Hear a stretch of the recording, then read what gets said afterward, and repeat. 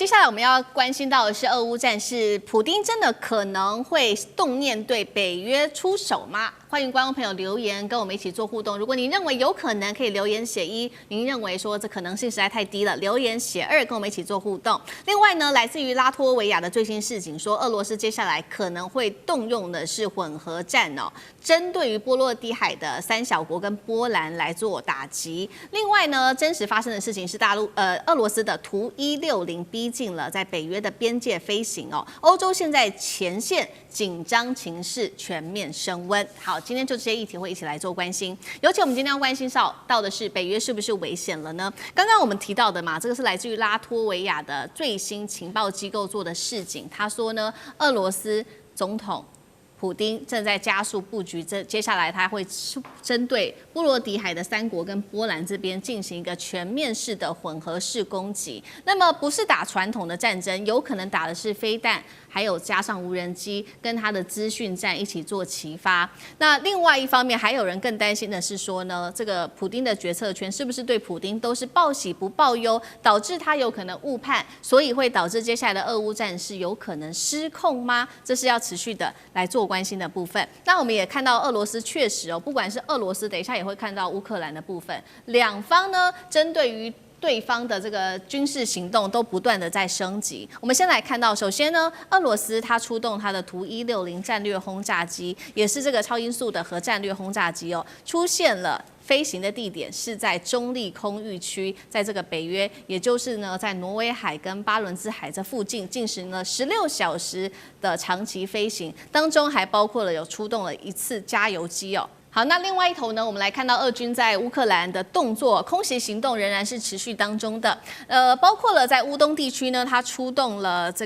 它的空襲行動，總共造成了3死22傷。那麼俄軍也說呢，擊落了來自於烏軍共是300多架的無人機。那烏克蘭這邊也做了指控，說俄軍啊使用滑翔炸彈，不斷的轟炸在烏東的前線，還有各式的民用基礎設施，當中還包括了俄羅斯方面曾擊毀了這個澤倫斯基這邊的家鄉的部分土地哦，造成了3死25傷。那麼烏克蘭說了，這個俄羅斯的方面是不是有使用極速炸彈，尤其是來自於朝鮮技術的這個極速炸彈呢？再來看到中國方面，中國最近動作也比較多。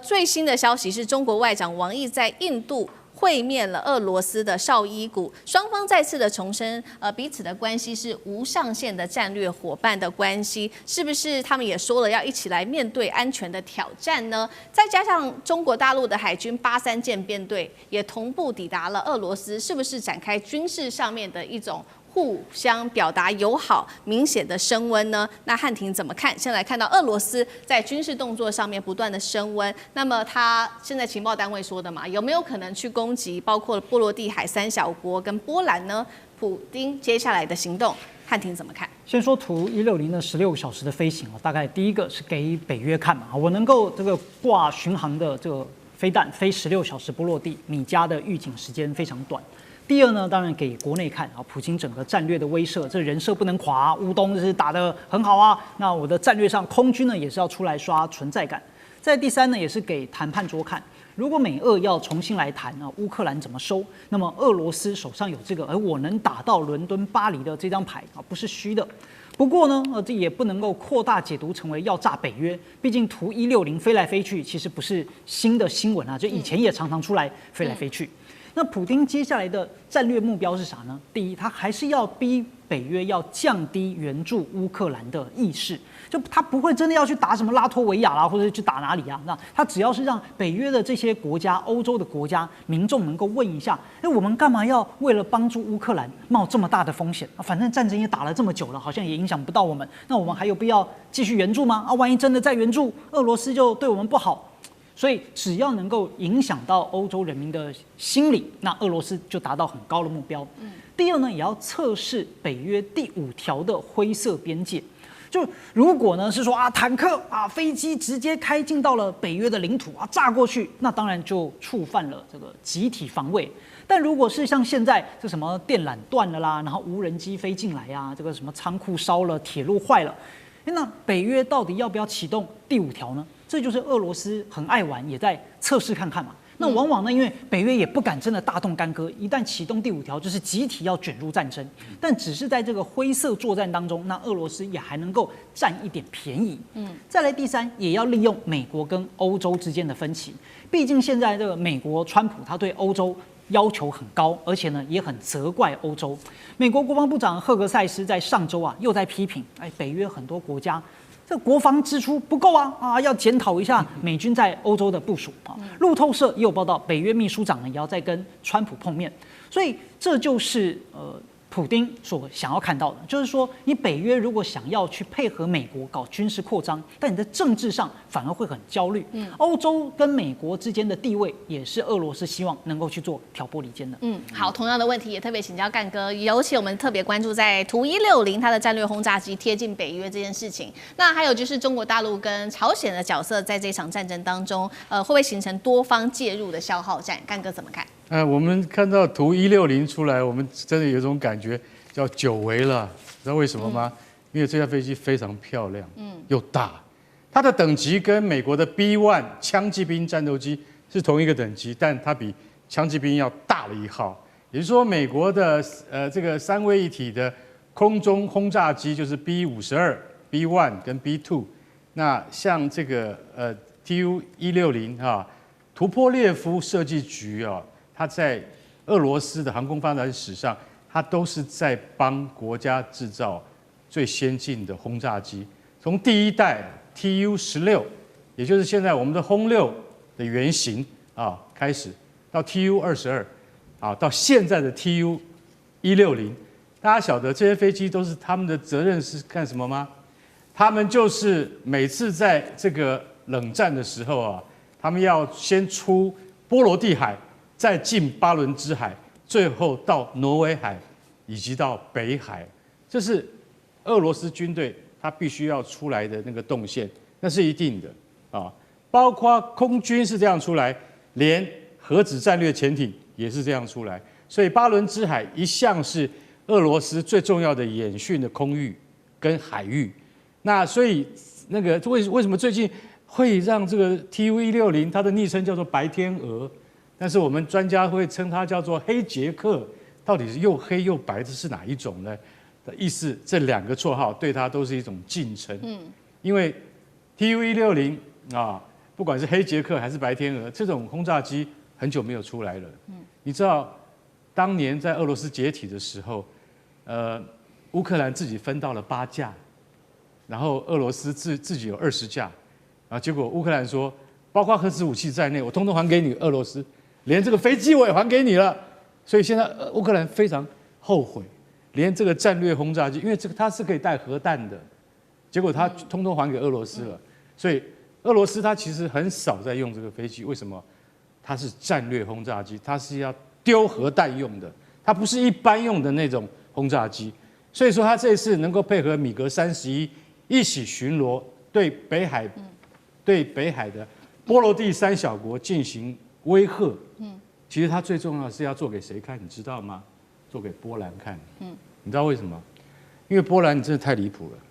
波蘭以前你是我佔了1半領土的國家，結果這4年來你幫烏克蘭幫多久？所以這次派出 TU-160有它非常重大的意義。我覺得普丁也煞費苦心啦，因為這樣子寶貴的武器他拿出來用，然後他就是要震懾北約的這些相關的國家，所以它的意義很深遠。不過用心也算是良苦了。我是覺得說，像這樣子的寶貴的資產，如果下一次再拿出來用的話，恐怕會是真的用哦。所以說，北約國家不得不提防哦。好，我們剛剛看到的是俄羅斯的攻勢，那我們也來看到現在那烏克蘭的攻勢呢。烏克蘭則是大規模的現在在戰場上面使用無人機，他現在做了各種的軍事轟炸。有人說現在這場戰爭是不是來到了一個轉折點？看到烏克蘭是不是正在改寫整個戰局？尤其他最近做的精準轟炸，瞄準的是包括俄羅斯它的後勤啊、補給線啊，還有電子零件廠，甚至是當地的這個煉油設施哦。俄羅斯現在當地呢出現了汽柴油的短缺，而且加油站有排隊的人潮哦，政府開始實施限購令，針對石油的部分。玉軍怎麼看烏克蘭這一波攻勢？就是烏克蘭他開始用他強項的不對稱的作戰，所以他的攻擊的方式是有所改变，他就是不跟俄羅斯硬碰硬，就是他不跟他比誰的人在戰場上去可以鋼鐵式的碰撞，或誰佔領的土地比較多，他開始去打後勤戰，就是他不跟你比誰的拳頭硬，他去打你的心臟、打你的血管、打你的神經哈。所以這已經從一個掠奪跟佔領戰變成一個系統癱瘓戰。所以這個變成是他是怎麼打？他是打這個節點跟系統癱瘓。那對他來說，他就以小博大，是非常的有效力的，然後在戰略上也是非常的能夠突出他自己的能力的哈。那他這種所謂的從前線轉到生產線呢，就是以前呢後援呢只是就是後援只是支持前線，但現在看起來就是說後援就是前線。如果你沒有辦法提供前線的話，你的前線的戰局就會下降。那他現在就是2條線走，就是西方支持烏克蘭哦，就剛才汉庭所說的，這個西方現在呢不希望呢派這個地面部隊進入跟這個俄羅斯打仗，他們只願在後面提供他們這個一些不管是軍事的設施還是民生的設施。另外一條就是俄羅斯、中國跟這個朝鮮這一幫，所以它這2條線在比誰的後援會持續的比較久。是，所以以後呢，這樣子的一個生產線搬到前線的一種打擊呢，就變成說，如果烏克蘭可以精準的去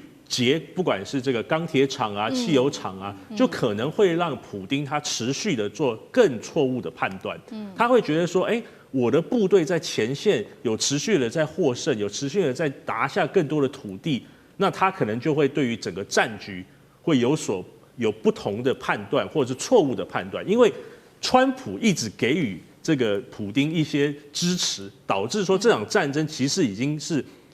延長了更長的時間。但是看有長久的來看的話，川普是害了普丁，打了一場他不能贏的戰爭。